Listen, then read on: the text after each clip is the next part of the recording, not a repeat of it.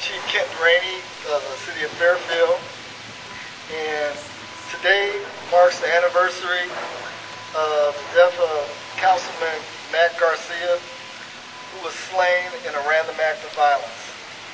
And keeping in memorial of what Matt Garcia stood for, the law enforcement community and the Matt Garcia Foundation are promoting the Help Stop the Violence buyback program in order to make our community a safer place to live, work, and play. Councilman Matt Garcia died September 2nd, 2008 at the age of 22 years from a single gunshot wound. The gun was abandoned in a storage unit and later sold at a garage sale. And trying to deal with this random act of violence and to promote community healing. And just in Fairfield alone, since I've been Chief of Police, my department has seized 496 guns, either in possession of individuals illegally or taken from individuals who were involved in domestic violence incidents or who had some type of mental health issues. So we have partnered with our other law enforcement partners, and some of them who are here today is Sheriff Gary Stanton, Chief John Cox from the Dixon Police Department, Chief Ed Dadashow from Sassoon Police Department, Chief Sandra Spagnoli from Benicia Police Department.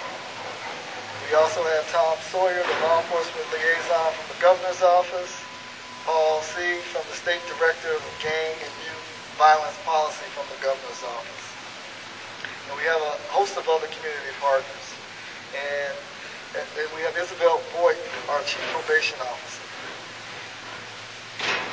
When we decided that we wanted to do something about this in the city of Fairfield, Raymond Cordomage, who's Matt Garcia's stepdad, approached the city of Fairfield and suggested that we try to do some type of gun buyback program to get some of these guns off the street.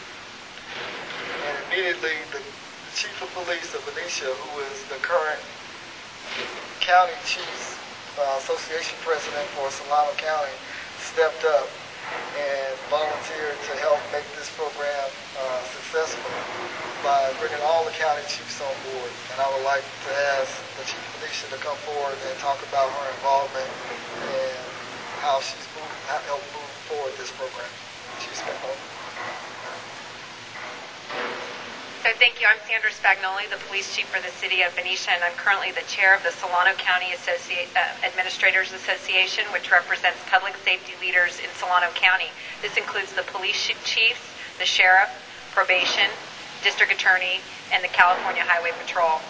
This year as an association, we committed $10,000 of our asset forfeiture money for the Gifts for Guns program. Our goal is to reduce the number of firearms that are in circulation and available to wrongdoers, which could be used in senseless crimes or to injure other people. In today's complex society and escalating expectations of police, law enforcement must be innovative and reach beyond traditional processes and programs, especially in the time of dwindling financial resources. This program serves as an example of these efforts and attempts to reduce gun violence throughout Solano County by a collaborative effort with the police and the community.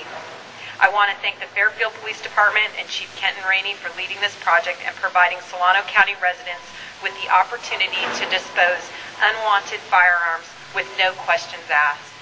I'd like to call up next Tom Sawyer and Paul C. from the Governor's Office. Thank you, Chief. To be very brief, the Governor, I talked to him, we were at fire yesterday. He apologizes for not being here today. We had him planned to attend. He's down in San Bernardino with their Oak Fire at this very moment. I'd like to commend you. Actually, when I talked to the Governor yesterday, he said to commend you on your work in doing this Gifts for Guns program, because it focuses on terminating violence, and that's what the Governor's T-shirt, and we've offered T-shirts for anyone that turns a gun in will get a T-shirt from the Governor's Office. This is paid for privately. It's not tax money. We've got some benefactors that paid for the shirts. We're doing this all over the state, supporting local law enforcement and trying to terminate violence and get these guns off the street. So thank you, and I commend you, and the governor commends you again for your efforts here. I'm Paul Seed, also at the governor's office, and we know that whether there are a lot of deaths or even one death, it is a tragedy. And I'm so happy to see that this community is acting proactively, trying to get guns off the street, reduce the number of homicides and attempted homicides, to make this community, this county, a safer place. Just being proactive, thinking intelligently, it's a great strategy. And on behalf of the governor, also I'd like to thank you for engaging in this effort.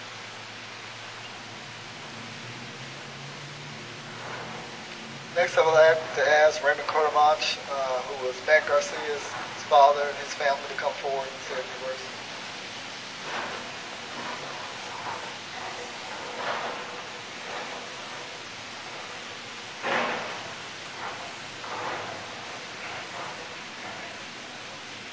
Ladies and gentlemen, thank you for being here this morning. As I stand before you today, I'm reminded of the fact that a year ago, a young man, our son, grandson, cousin, uncle, and confidant to many of you, your Fairfield City Council member, man, Matt Garcia, that had a dream. That dream supported youth that wanted to help stop crime and ultimately strengthen our communities. His life was cut short from a single bullet to the back of his head from an abandoned gun that was ultimately sold at a garage sale. The Help Stop the Violence Gun Buyback campaign is a demonstration that this community is committed to change in our great city. A friend of mine said the other day that we outnumber the gang members, that the criminal mind and the activities that perpetuate criminal activities that bring hurt and harm to this community. Gun violence is no respecter of persons. When guns get into the hands of the criminal, only destruction and harm prevails. I shared at Matt's funeral that video clip, and Matt spoke of an event that took place in December, just after he was elected over on East Tabor. He spoke about a young man that was murdered. Tragically, the Franco family, two young men, 18 and 20 years old, recently died in our very city behind gun violence. We need to continue to keep the dream alive. We need to continue to be innovative. We need to continue to make change, to be the change in our communities. We need your support. We need you to be committed to your yes for change, to keep the dream alive. That dream that's birthed which in each and every one of us, to add value to this world. I encourage you today to keep that dream alive. I want to tell you, this is not just an emotional approach that we as a community have been working collaboratively over the past couple of years.